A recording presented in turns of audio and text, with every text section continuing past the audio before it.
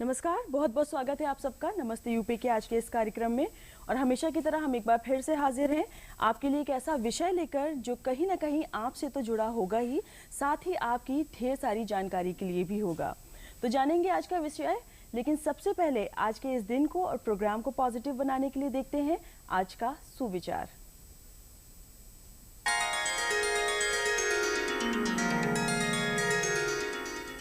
आज का सुविचार है, जीवन में ज्यादा रिश्ते होना जरूरी नहीं है, पर जो रिश्ते हैं उनमें जीवन होना जरूरी है। जी हाँ, ये जरूरी नहीं कि आप हमेशा बहुत सारे लोगों से घिरे हों या आपके इर्द गिर्द बहुत सारे लोग हों, पर इन सबसे ज्यादा जरूरी ये है कि जितने भी लोग आपके पास हैं या जितने भी लोग आपके रिश्तेदारों में हैं या दोस्ती में हैं, उन सब से आपका एक अच्छा रिलेशन हो, आप एक दूसरे के सुख दुख में एक दूसरे का साथ दें, ऊर्जावान हो, सकारात्मक हो। तो चलिए इसी सुविचार के साथ आगे बढ़ते हैं हमारे मेन सेगमेंट की ओर और देखते हैं हमारा आज का विषय।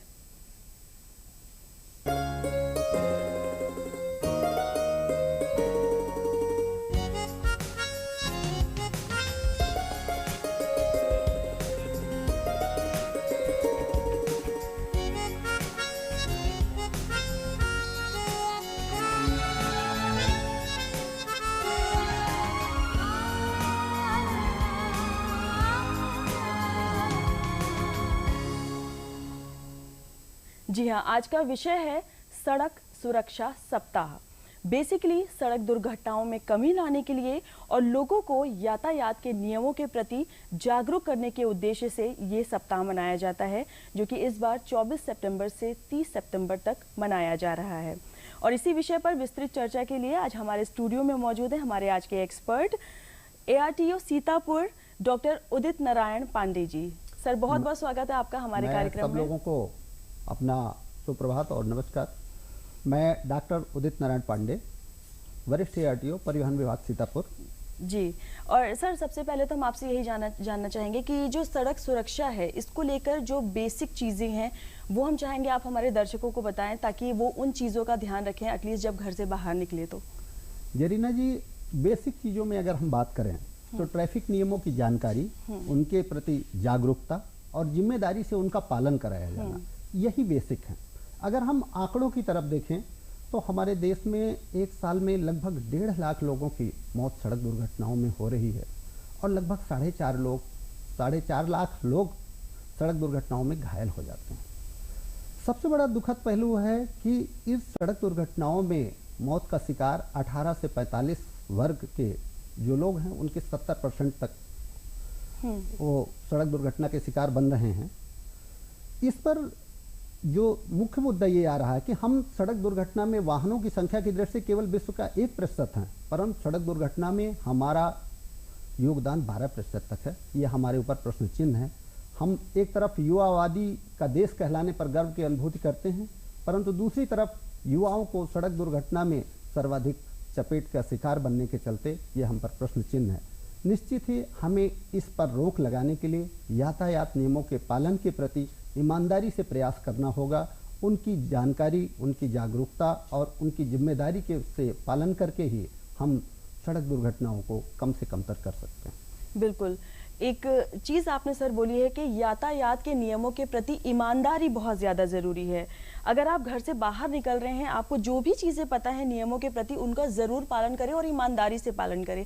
सर, इसी के साथ एक और चीज़ आपसे जानना चाहेंगे, जैसे हम घर से बाहर निकल रहे हैं, कोई भी किसी वाहन को लेकर जब घर से बाहर निकलता है, तो कौन कौन सी ऐसे कागज़ हैं या कहें बेसिक क्रेडेंशियल्स हैं जो उनके पास होने चाहिए और बहुत ज़रूरी है होना?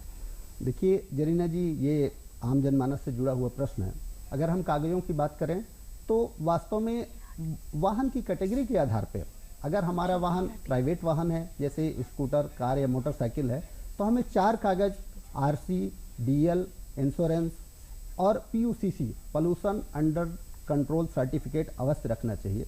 परंतु अगर हमारा व्यावसायिक वाहन है तो हमें इन 4 प्रपत्रों के साथ साथ वाहन का परमिट, वाहन का फिटनेस, टैक्स की रिसिप्ट, साथ ही अगर डबल ड्राइवर हैं तो दूसरे ड्राइवर का भी लाइसेंस, और अगर कंडक्टर है तो कंडक्टर का लाइसेंस अवश्य साथ में रखना चाहिए।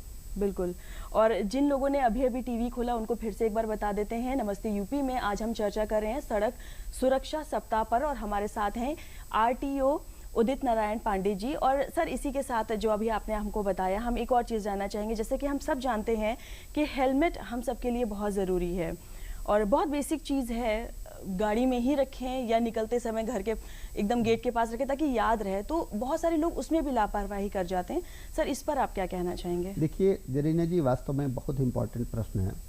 सड़क दुर्घटना में सर्वाधिक बाइकर्स चपेट में आते हैं, और बाइकर्स में भी वो मौत का मुंह में चले जाते हैं जिनके सिर पे हेलमेट नहीं होता। एक उच्च गुणवत्ता वाला BIS मार्का वाला हेलमेट सड़क दुर्घटना में गंभीर चोटों की संभावना को 70% तक कम करता है। इसी तरह आपने सीट बेल्ट पर भी मैं बताना चाहूँगा कि सीट बेल्ट भी जब कभी सड़क दुर्घटना होती है तो उसके टक्कर को 80% तक कम करता है और सड़क दुर्घटना में मौत की संभावना को 60% तक कम कर देता है। इसलिए हम सबको, अगर हम बाइक से सफ़र कर रहे हैं तो हेलमेट अवश्य लगाना चाहिए, अगर कार से सफ़र कर रहे हैं तो सीट बेल्ट अवश्य लगाना चाहिए। हमारी सरकार, प्रदेश सरकार, केंद्र सरकार इस तरफ विशेष पहल कर रही है और सप्ताह में 2 दिन हेलमेट सीट बेल्ट दिवस के रूप में मनाने का निर्णय सरकार द्वारा लिया गया है, जिस पर ट्रैफिक पुलिस और परिवहन विभाग मिल करके इसका आयोजन करते हैं, जिससे ज़्यादा से ज़्यादा लोग हेलमेट का प्रयोग करें और सीट बेल्ट। बिल्कुल। तो सारे कागज़ तो आप लेकर ही निकलें, लेकिन साथ ही साथ जो सबसे छोटी और बेसिक चीज़ है जिसके लिए शायद हमें बहुत ज़्यादा कोई एफर्ट्स करने की ज़रूरत नहीं है, कि आप जब भी गाड़ी में बैठें तो सीट बेल्ट लगा लें और साथ ही साथ हेलमेट पहनकर ही निकलें। सर, इसी के साथ एक और चीज़ है कि जैसे अभी हम सब देख रहे हैं कि हाई सिक्योरिटी नंबर प्लेट्स बहुत चलन हो गया है, तो क्या है ये हाई सिक्योरिटी नंबर प्लेट्स और क्यों ज़रूरी हैं? देखिए जरीना जी, जो ट्रेडिशनल नंबर प्लेट थी उससे हाई सिक्योरिटी नंबर प्लेट जो हुई है, ये टेक्निकल तरीके से साउंड है, और इसमें हुआ क्या है कि एक होलोग्राम स्टिकर लगा हुआ है जिसमें गाड़ी का चेसिस नंबर और इंजन नंबर है। साथ ही इसमें जो गाड़ी के रजिस्ट्रेशन नंबर के अक्षर और अंक हैं वो वास्तव में उभार के माध्यम से, पंच के माध्यम से, प्रेशर मशीन के माध्यम से उभार करके बनाए गए। इससे कई फायदे हैं, इसीलिए गवर्नमेंट इस पर जोर दे रही। पहला फ़ायदा तो ये है कि जब कभी भी आपकी गाड़ी चोरी होती है तो चोरी या कोई भी आपराधिक वारदात में जो अपराधी होते हैं वो रजिस्ट्रेशन नंबर प्लेट आसानी से चेंज कर लेते हैं और उसको पकड़ना कठिन हो जाता है। लेकिन HSRP में ऐसा नहीं होगा। अब HSRP नंबर प्लेट को आप आसानी से चेंज नहीं कर सकते, वो पिनअप ऐसी होती है कि उसको आप नहीं कर सकते हैं। दूसरी HSRP का एक और जो सबसे बड़ा फ़ायदा हुआ है कि रोड एक्सीडेंट होता है तो कई बार रोड एक्सीडेंट में क्या हुआ कि गाड़ी जल गई, नंबर प्लेट भी जल गई, तो गाड़ी या ओनर की जानकारी प्रॉपर तरीके से नहीं मिल पाती है। HSRP में अगर गाड़ी जल भी जाती है तो ऐसी प्लेट है कि उसके अक्षरों का उभार खत्म नहीं होता और अक्षरों के उभार से ही हम वास्तव में जो वाहन स्वामी है और जो गाड़ी का विवरण है उसको सही तरीके से हम लोग पहुंच सकते हैं और उसको उस सुविधा से हम वाहन स्वामी तक आसानी से पहुंच सकते हैं। जी सर, बहुत बार ये भी होता है कि हम जब अपने कागज़, जो भी गाड़ी से संबंधित कागज़ हैं, उनको लेकर निकलते हैं तो लोगों को डर होता है कहीं खो ना जाए, या गाड़ी अगर इनकेस खोती है तो कागज़ भी उसी के साथ रह जाते हैं। तो कुछ ऐसे ऐप्स के बारे में आप हमारे दर्शकों को बताएं जिन पे वो इन कागज़ों को सुरक्षित रख सकते हैं और जो मान्य भी हों। जरीना जी, ये भी डे टू डे का क्वेश्चन है। यूजुअली अभी हम लोग कागजों की चर्चा की कि गाड़ियों में ये प्रपत्र होते हैं, लेकिन कागजों को कोई भौतिक रूप से ही अपने पास रखना जरूरी नहीं होता है, बल्कि भारत सरकार ने एम परिवहन ऐप के माध्यम से बहुत सारे प्रपत्रों को अपलोड कर दिया है। इसी तरह डिजी लॉकर है। डिजी लॉकर में आप सरकारी प्रपत्रों को आसानी से रख सकते हैं। उसमें DL, RC, permit, fitness, insurance को डिजी लॉकर में रख सकते हैं और ये वैसे ही वर्चुअली रूप में रखे होने पर भी वैसे ही मान्य हैं जैसे भौतिक पेपर होते हैं और इनको दिखाने पर इनको भौतिक रूप से ही मान्यता प्रदान की जाती है। सर, एक और चीज़ यहाँ पर है कि जब हम एक्सीडेंट्स की बात करते हैं तो ऐसे कौन कौन से कारण हैं जिनसे सबसे ज़्यादा एक्सीडेंट्स के चांसेस बढ़ जाते हैं? हम चाहते हैं आप हमारे दर्शकों को बताएं ताकि वो काम दोबारा ना करें। देखिए, सबसे महत्वपूर्ण प्रश्न है आपका ये। एक्सीडेंट के कारणों में अगर देखा जाए तो एक्सीडेंट में सर्वाधिक 80% तक कारण वो ड्राइवरों की लापरवाही मानी जाती है। अब ड्राइवरों की लापरवाही किस रूप में है? जैसे ओवर स्पीडिंग सबसे बड़ा फैक्टर है एक्सीडेंट का, 67% रीजन ओवर स्पीडिंग का है। इसी तरह से ओवरलोडिंग, क्षमता से अधिक माल लादना या क्षमता से अधिक सवारी लादना, वाहन चलाते समय मोबाइल फ़ोन से बात करना या नशा या नींद में गाड़ी चलाना, गलत तरीके से ओवरटेक करना, कभी उल्टी दिशा में गाड़ी चलाना, जिग जैग स्टंट करना। कभी कभी होता है कि वाहन खराब है तो उसको रोड पे ही छोड़ देते हैं, उससे भी सड़क दुर्घटनाएं होती हैं। तो निश्चित हमें इन पर नियंत्रण करने की ही सबसे ज़्यादा आवश्यकता है। साथ ही मैं एक बात और आपको बताना चाहता हूं कि ड्राइवर्स की गलतियों में 6 ऐसी गलतियां हैं कि अगर ड्राइवर्स द्वारा उन्हें की जाती हैं तो उनका ड्राइविंग लाइसेंस भी कम से कम 3 माह के लिए निलंबित हो सकता है। ये 6 गलतियों में ओवर स्पीडिंग है, ओवरलोडिंग है, नशे नींद में गाड़ी चलाना, रेड लाइट जंप करना, गाड़ी चलाते समय मोबाइल से बात करना, साथ ही सवारी को माल वाहन में ढोना। मतलब यात्रियों को अगर माल वाहन में ढो रहे हैं तो अगर इस स्थिति में आपका चालान होता है तो आपका ड्राइविंग लाइसेंस कम से कम 3 माह के लिए निलंबित किया जा सकता है और दोबारा पकड़े जाने पर आपका ड्राइविंग लाइसेंस निरस्त भी हो सकता है।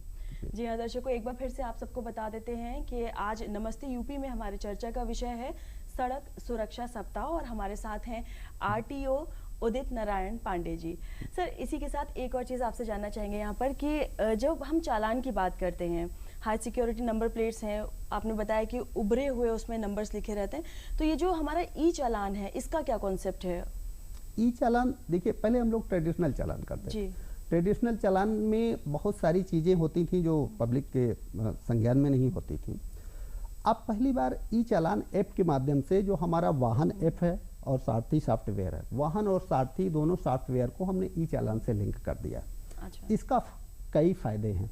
एक फ़ायदा तो गवर्नमेंट को ये है कि जितने लोग ट्रैफिक नियम को तोड़ने वाले हैं उनका एक डाटाबेस तैयार हो रहा है, लेकिन पब्लिक को इसका एक फ़ायदा ये है कि उनको एक पारदर्शी सिस्टम मिल रहा है। उनको चालान भुगतने के लिए कोर्ट, आरटीओ या पुलिस ऑफिस के चक्कर नहीं लगाने पड़ते। वो घर बैठे ही अपने चालान का भुगतान कर सकते हैं और अपना समय बचा सकते हैं। जी सर, ये ई चालान तो हो गया, लेकिन ये भी आप हमारे दर्शकों को हम चाहेंगे बताएं कि चालान किन किन कंडीशंस में हो सकता है या कौन सी ऐसी गलती है जो करने से बचें ताकि चालान ना हो? देखिए, चालान होने की सबसे बड़ी वजह है ट्रैफिक रूल को अगर फॉलो करते हैं तो चालान नहीं होंगे। जो ट्रैफिक रूल्स को तोड़ते हैं तो चालान उन्हीं के होते हैं। और ट्रैफिक रूल्स में अब आप समझ ही रही हैं, अगर बाइक से चल रहे हो तो हेलमेट अवश्य लगाए हों, आप जिग जैग स्टंट करके गाड़ी ना चला रहे हो, उल्टी दिशा में आप गाड़ी ना चला रहे हो, सीट बेल्ट अवश्य पहने हो। ऐसे बहुत सारे जो ट्रैफिक रूल हैं उनको अगर हम मानते रहेंगे तो हम चालान से बच सकते हैं। तो ओवरऑल ट्रैफिक रूल्स को फॉलो करना बहुत ज़्यादा ज़रूरी है। जी हाँ दर्शकों, ये जो हमारे आज की चर्चा है जिसमें हम सड़क सुरक्षा सप्ताह को पर विषय पर चर्चा कर रहे हैं, इसको बिल्कुल ऐसे ही जारी रखेंगे। फिलहाल वक्त आ गया है कि हम बढ़े हमारे अगले सेगमेंट की ओर, जो है आज़ादी के यादगार पन्ने। तो चलिए पलटते हैं इन पन्नों को और देखते हैं क्या है आज इनमें खास।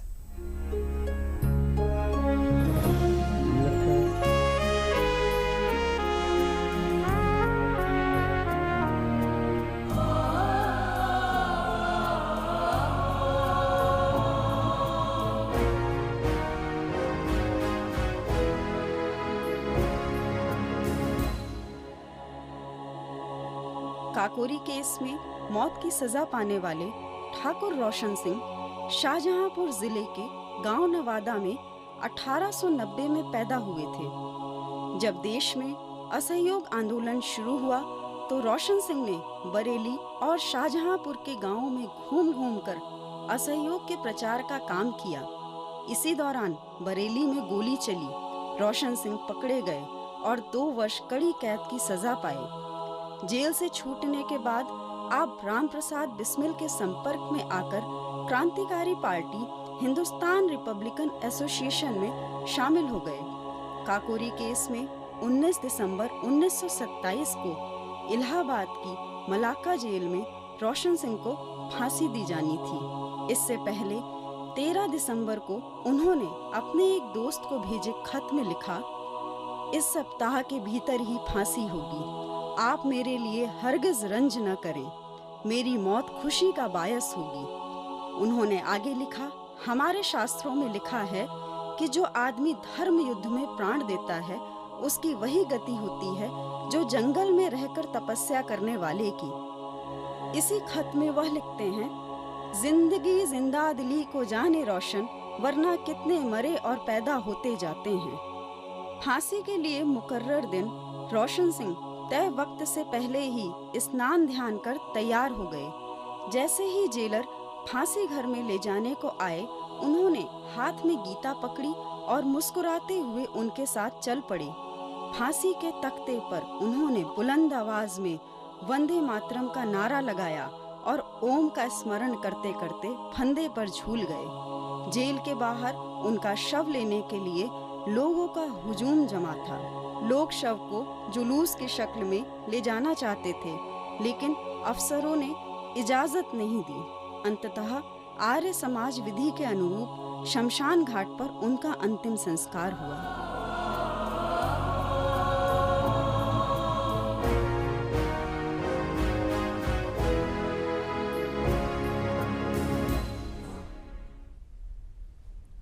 जी हाँ दर्शकों, नमस्ते यूपी में आज हम चर्चा कर रहे हैं सड़क सुरक्षा सप्ताह पर, और हमारे साथ हैं ARTO उदित नारायण पांडे जी, जो कि सीतापुर से हैं। और इसी के साथ सर, अब हम आपसे ये जानना चाहेंगे, जैसे बहुत बार ऐसा होता है कि कहीं पर दुर्घटना हुई और बहुत सारे लोग वहाँ पर होते हैं जो दुर्घटना अगर हुई है तो लोगों की मदद कर सकते हैं, जो घायल हुए हैं या जिनको चोटें आई हैं, पर कभी पुलिस के डर से, कभी कोर्ट कचहरी के डर से वो मदद करने से बचते हैं। तो सर, इसको लेकर के सरकार की तरफ से क्या रूल्स हैं या क्या नियम हैं? जरीना जी, वास्तव में आपका बहुत ही इम्पोर्टेंट प्रश्न है। एक अध्ययन में पाया गया कि पिछले साल लगभग 10 वर्षों में 15 लाख लोगों की सड़क हादसों में मौत हुई। इनमें से आधे लोगों की ज़िंदगी बचाई जा सकती थी अगर समय से इन्हें अस्पताल पहुंचा दिया जाता। लेकिन आपने वजहें बताई कि लोग पुलिस के डर से, कोर्ट और कचहरी के डर से और हॉस्पिटल में इलाज के खर्चे की मांग के डर से उनकी मदद के लिए आगे नहीं आते थे। इसी को ध्यान में रखते हुए हमारी भारत सरकार द्वारा 2016 में गुड समैरिटन लॉ बनाया गया। मतलब जो मुसीबत में मदद करता है, जो नेक आदमी है, जो भला आदमी है, उसके संरक्षण के लिए नियम बनाया गया। उस नियम में मुख्य आशय ही यही है कि अगर सड़क दुर्घटना में घायल व्यक्ति की कोई मदद करता है तो उसकी आइडेंटिटी बताने के लिए पुलिस उसे बाध्य नहीं कर सकती, पुलिस उससे पूछताछ या गवाह के लिए बाध्य नहीं कर सकती। लेकिन अगर वह व्यक्ति गवाही देना चाहता है तो उसके बताए गए स्थल पर पुलिस सादी वर्दी में जाकर के गवाही लेगी। इसी तरह से किसी भी कोर्ट में उसके खिलाफ कोई आपराधिक या सिविल मामले नहीं चलाए जा सकते, और साथ ही कोई भी हॉस्पिटल उससे इलाज के खर्चे की मांग नहीं कर सकता। इसका मुख्य लक्ष्य यही है कि लोग सड़क दुर्घटना में घायल लोगों की मदद करें, ज़्यादा से ज़्यादा मदद करें। उनको गोल्डन आवर, जो एक्सीडेंट का 1 घंटा होता है उसको हम लोग गोल्डन आवर बोलते हैं, गोल्डन आवर में उनको हॉस्पिटल पहुंचाएं जिससे उनका प्रॉपर ट्रीटमेंट हो सके और उनकी जान बच सके। वास्तव में घायलों की सहायता सच्ची मानवता है, और हम सबको अब आगे आना चाहिए कि दुर्घटना में घायल व्यक्ति की हम लोग बेझिझक, निसंकोच, बिना कानून के डर से उसकी मदद करें। बिल्कुल। इसी जगह पर सर देखा जाता है कि बहुत बार कम उम्र के बच्चे या कहें अवयस्क लोग और सेम एज स्कूली बच्चे जो होते हैं, उनको देखा जाता है कि वाहन दे दिया चलाने के लिए, बेसिकली स्कूटीज़ वो लेकर के स्कूल जाना पसंद करते हैं। तो इसके लिए सरकार की तरफ से क्या नियम है कि किस उम्र के बच्चों को ये फैसिलिटीज़ दी जानी चाहिए और किन को नहीं? देखिए, ये वास्तव में जरीना जी, ये भी बहुत ही इम्पोर्टेंट क्वेश्चन है। अधिकतर बच्चे कोचिंग या स्कूल के बहाने, अपना टाइम बचाने के बहाने माता पिता पर दबाव डाल कर स्कूटी वगैरह प्राप्त कर लेते हैं, और माता पिता भी उन्हें उपलब्ध करा देते हैं। लेकिन अगर कानून की दृष्टि से देखा जाए तो 16 साल से नीचे के बच्चों को किसी भी तरह का वाहन चलाना अलाउ नहीं है। 16 साल से 18 साल के बीच के वो बच्चे उसी वाहन को चला सकते हैं जिसकी इंजन क्षमता 50 सीसी से कम है। बिल्कुल। साथ ही वो बिना गियर वाले बाइक कहलाते हैं। लेकिन मैं एक चीज़ और जानकारी के लिए बता दूं कि जितनी भी स्कूटी या इस तरह के बाइक्स हैं ज़्यादातर मार्केट में, अब ये 50 सीसी से अधिक है, बल्कि 100 सीसी से अधिक हैं। तो कोई भी 50 सीसी से कम इंजन क्षमता का जो लाइसेंस प्राप्त करता है उससे स्कूटी चलाने के लिए वो अधिकृत नहीं हो जाता। जहाँ तक अभिभावकों और वाहन स्वामी की जिम्मेदारी की मैं बात करूँ तो इसके लिए एक बहुत ही कड़ा कानून 2019 में बनाया गया। उसका मुख्य लक्ष्य यही था कि लोगों को, नाबालिगों को गाड़ी न दी जाए। इसमें अभिभावक या जो भी वाहन स्वामी हैं, अगर वो पकड़ा जाता है तो उसके ऊपर 25,000 रुपये जुर्माना है, साथ ही 3 साल की कैद का भी प्रावधान है। इसके साथ ही जो वाहन पकड़ा गया है उसका रजिस्ट्रेशन भी निरस्त होता है। दूसरी तरफ जो नाबालिग है जो गाड़ी चला रहा था तो उसका जे एक्ट जुवेनाइल जस्टिस एक्ट 2000 के तहत उस पर कार्रवाई की जाती है। साथ ही सामान्य तौर पर बालिग होने पर 18 साल में लाइसेंस बनते हैं, लेकिन उस नाबालिग का लाइसेंस 25 साल से पहले नहीं बनता। इसलिए मैं कहता हूँ कि नाबालिगों को वाहन न दें, नाबालिगों को जीवन दें, वाहन नहीं। बिल्कुल। तो यानी जब भी पेरेंट्स अपने बच्चों को वाहन दें तो ध्यान रखें कि जो सर ने चीज़ें बताई उनको ज़रूर फॉलो करें। सर, एक और चीज़ आपसे जानना है यहाँ पर कि अगर हमारा लाइसेंस जो है वो किसी पर्टिकुलर सिटी का है और किसी दूसरी सिटी में, दूसरे शहर में हमें उसको रिन्यू करवाना है तो उसके लिए क्या प्रावधान है? देखिए, ड्राइविंग लाइसेंस अगर आपका स्मार्ट कार्ड है जी और वो हमारे सारथी सॉफ्टवेयर में है, तो अगर आप उत्तर प्रदेश के अंदर की हैं तो अगर जिस दूसरे जगह आपको रिन्यू कराना है वहाँ पर रिन्यू की कोई दिक्कत नहीं आती है। अब वो रिन्यू कर दिए जाते हैं। मैं एक दो बातें और यहाँ पर जो मुख्य रूप से है मैं वो बताना चाहता हूँ कि ड्राइविंग लाइसेंस में किसी भी तरह से अभी कोरोना के चलते रिन्यूअल नहीं हो पाए थे समय से, तो गवर्नमेंट ने उनको 30 सितंबर तक उनकी वैधता को बढ़ाया था। इसी के साथ हमारे जो हम लोग रोड सेफ्टी में काम कर रहे हैं तो एक 4E होता है, एजुकेशन, इंजीनियरिंग, इन्फोर्समेंट और इमरजेंसी केयर। हमारी भारत सरकार द्वारा, हमारी प्रदेश सरकार द्वारा इन चारों पिलर पर काम किया जा रहा है।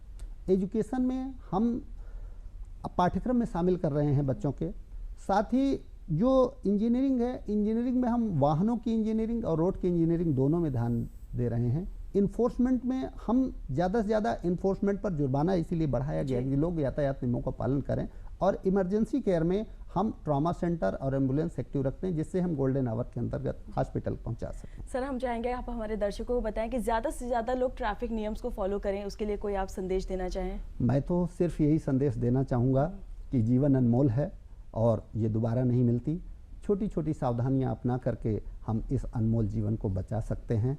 जान है तो जहान है। बिल्कुल, जी हाँ। कोई भी गाड़ी लेकर बाहर निकल रहे हैं तो सिर्फ आपकी ही जिम्मेदारी नहीं है, बल्कि साथ में जितने भी लोग सड़कों पर हैं सबकी जिम्मेदारी बनती है कि मिलकर नियमों को फॉलो करें और नियमों का पूरी तरह से पालन करें। बहुत सारी चीज़ें हम जानते हैं जिनको शायद अवॉइड कर जाते हैं, जो कि करना बिल्कुल गलत है, और बहुत सारी चीज़ें आज हम लोगों ने चर्चा में डिस्कस भी कर ली हैं। तो सारी चीज़ों का आपको ध्यान रखना है और बहुत सुरक्षित होकर वाहन चलाएं, खुद भी सुरक्षित रहें और साथ में दूसरों को भी सुरक्षित रखें। और इसी के साथ अब हमारे कार्यक्रम को यहाँ पर हम वाइंड अप करेंगे। साथ ही साथ एक और चीज़ आपसे चलते चलते कहना है कि कोरोना का खतरा अभी टला नहीं है, तो समय समय पर हाथ ज़रूर धोते रहें, मास्क बिल्कुल पहनिए, भीड़ भाड़ वाले इलाकों में जाने से बचिए, और अगर बहुत ज़रूरी है जाना तो बिल्कुल आप सोशल डिस्टेंसिंग को फॉलो करें। सर, इसी के साथ बहुत बहुत धन्यवाद कि आप भी हमारे साथ शामिल हुए। दर्शकों को भी मेरा आभार और सबको धन्यवाद। चलिए, नमस्कार।